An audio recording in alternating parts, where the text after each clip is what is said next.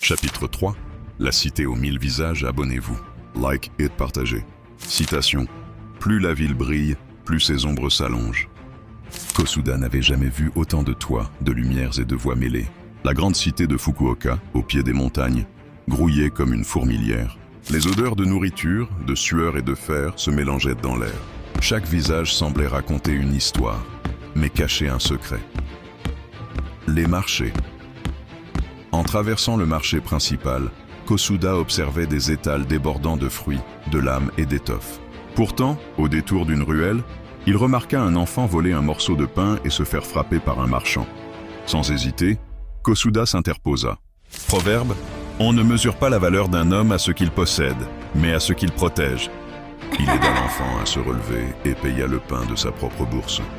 L'ombre des yakuzas. Plus loin, 3 hommes en kimono sombre barrèrent la route à un vieillard. Tatouage visible, regard froid. Kosuda comprit vite. Des collecteurs de dettes. Il saisit la main de celui qui allait frapper. Son poignet craqua. Citation. La force ne fait pas de toi un tyran, sauf si tu choisis de frapper vers le bas. Les 2 autres reculèrent, jurant qu'ils se souviendraient de son visage. La taverne.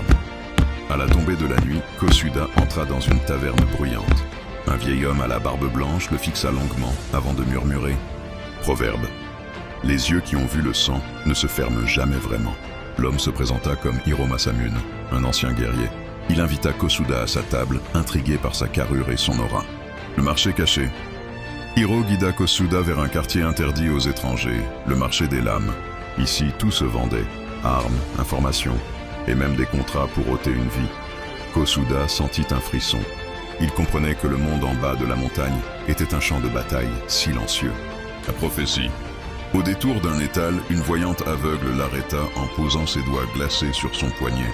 Citation. L'enfant de la montagne portera le feu là où la glace a régné. Mais chaque flamme attire des ombres plus grandes encore. Kosuda resta figée.